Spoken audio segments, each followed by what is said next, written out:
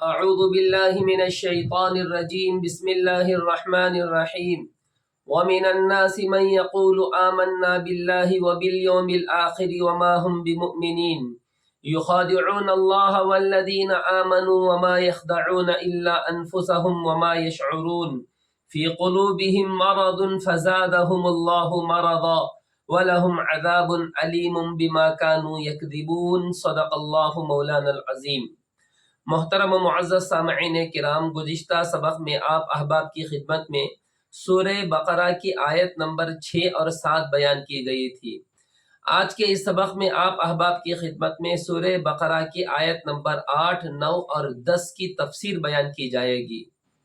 ان آیت مبارکہ کا ترجمہ آپ سن لیں۔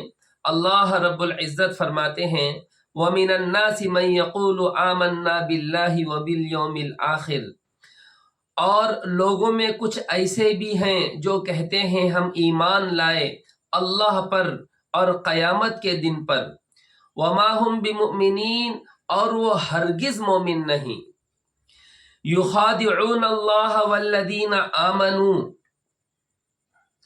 وہ اللہ کو اور ایمان والوں کو دھوکہ دینا چاہتے ہیں، وما یخدعون الا انفسہم وما یشعرون، لیکن در حقیقت وہ خود اپنے آپ کو دھوکہ دے رہے ہیں مگر وہ سمجھتے نہیں۔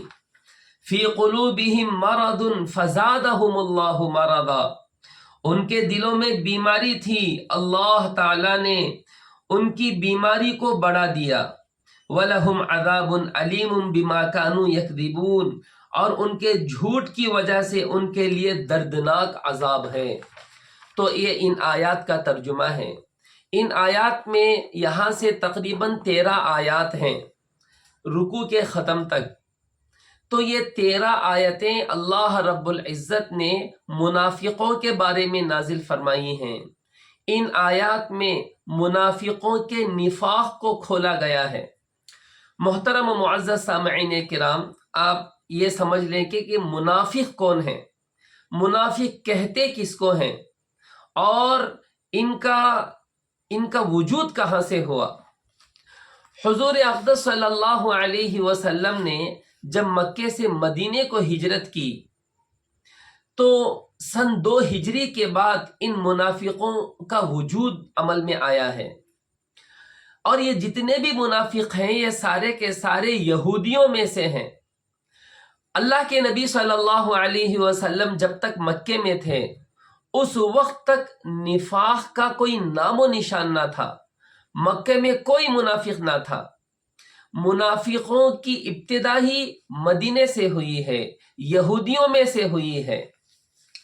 تو حضور اقدس صلی اللہ علیہ وسلم جب ہجرت کر کے مدینۃ المنورہ تشریف لائے ہیں تو اللہ کے نبی صلی اللہ علیہ وسلم نے دیکھا کہ مدینے میں 2 بڑے خاندان تھے، ایک قبیلہ خزرج اور دوسرا قبیلہ اوس۔ یہ 2 خاندان بڑے خاندان تھے، اور ان کے علاوہ 3 بڑے قبائل مدینے کے اندر یہودیوں کے بستے تھے، قبیلہ بنو قریظہ، قبیلہ بنو نذیر، قبیلہ بنو قینقاع۔ یہ 3 قبائل تھے یہودیوں کے۔ حضور اقدس صلی اللہ علیہ وسلم کے مدینہ تشریف لانے کے بعد قبیلہ اوس اور قبیلہ خزرج کے لوگ تو انصار کی شکل میں آ کر مسلمان ہوئے اور حضور اقدس صلی اللہ علیہ وسلم کے ہاتھوں پہ اپنا ہاتھ دے کر مشرف با اسلام ہوئے۔ لیکن یہ جو یہودیوں کے قبائل تھے ان میں حضرت عبداللہ ابن سلام رضی اللہ عنہ تھے جو مسلمان ہو کر سچے پکے مومن بنے۔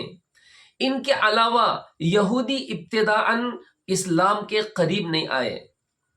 حضور اقدس صلی اللہ علیہ وسلم نے جب غزوہ بدر میں شرکت فرمائی اور اللہ رب العزت نے بدر کے عنوان سے مسلمانوں کو ایک عظیم الشان فتح عطا فرمائی، اور بدر کے عنوان سے مشرکین کی کمر کو اللہ رب العزت نے توڑا اور اسلام کا چرچا چاروں طرف ہونے لگا، تو اس زمانے میں یہ جو یہودیوں کے 3 قبیلے تھے، قبیلے بنو قریظہ، بنو نذیر اور بنو قینقاع۔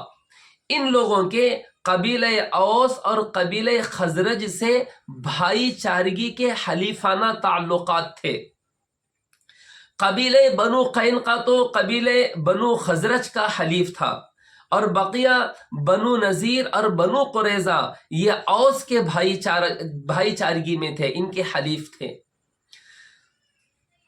ان میں قبیلہ خزرج کا ایک آدمی ہے عبداللہ ابن ابی ابن سلول، یہ تو قبیلہ خزرج کا تھا، لیکن قبیلہ اوس کے لوگ بھی اس کو اپنا بڑا اور سردار سمجھتے تھے، یہاں تک کہ یہ دونوں بڑے خاندان قبیلہ خزرج اور قبیلہ اوس یہ دونوں عبداللہ ابن ابی ابن سلول کو اپنا بادشاہ اور اپنا سردار بنانے کے تعلق سے سارے انتظامات کر چکے تھے۔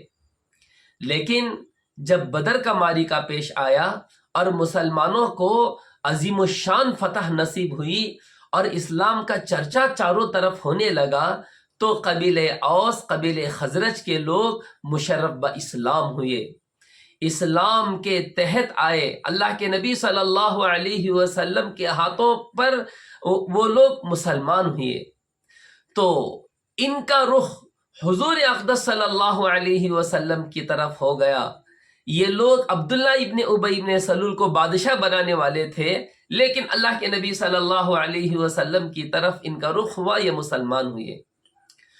تو یہ وجہ بنی، عبداللہ ابن ابی ابن سلول نے جب دیکھا کہ یہ قبیلے دونوں جو مجھے بادشاہ بنانے والے تھے، مجھے اپنا سردار بنانے والے تھے، یہ تو محمد کی طرف چلے گئے، حضرت محمد الرسول اللہ صلی اللہ علیہ وسلم کے ہاتھوں یہ مسلمان ہو گئے۔ وہاں سے عبداللہ ابن ابی ابن سلول کے دل میں نفاق پیدا ہو گیا۔ تو لہذا جب اس نے دیکھا کہ یہ قبائل دھیرے دھیرے حضور پاک صلی اللہ علیہ وسلم کی طرف متوجہ ہو رہے ہیں، تو اس نے ظاہر سے اپنے آپ کو مسلمان بتا کر اور اندر سے اسلام کی دشمنی رکھ کر حضور اقدس صلی اللہ علیہ وسلم کی طرف متوجہ ہو کر اپنے آپ کو مسلمان ظاہر کیا۔ تو یہاں سے نفاق کی ابتدا ہوئی۔ نفاق کہتے ہیں اندر برائی کو چھپا کر ظاہر سے اچھائی کو ظاہر کرنا، باہر سے اچھائی کو ظاہر کرنا۔ نفاق کی 2 قسمیں ہیں، ایک نفاق عملی، دوسرا ہے نفاق اعتقادی۔ نفاق عملی، اندر سے آدمی برا ہے لیکن ظاہر سے اپنے آپ کو اچھا بتا رہا ہے۔ نفاق اعتقادی کیا ہے؟ اندر سے آدمی اسلام کا سخت مخالف ہے، اسلام کا دشمن ہے، لیکن ظاہر سے اپنے آپ کو مسلمانوں کا ہمدرد بلکہ اپنے آپ کو مسلمان بتا رہا ہے۔ یہ ہے نفاق اعتقادی۔ اسی نفاق کے بارے میں اللہ رب العزت نے فرمایا ان المنافقین فی الدرک الاسفل من النار، کہ یہ منافق جہنم کے سب سے نچلے درجے میں ہوں گے۔ تو یہاں سے اللہ رب العزت نے ان منافقین کا تذکرہ کیا ہے، ان کے پول کو اللہ نے کھولا ہے، ان کی حقیقت کو اللہ رب العزت نے بیان کیا ہے۔ ان منافقوں میں بھی 2 طرح کے منافق تھے۔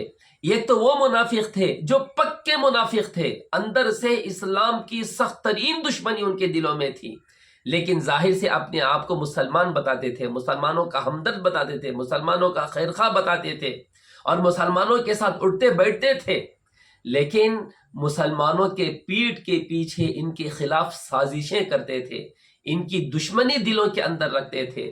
ایک تو ایک پکے منافق تھے۔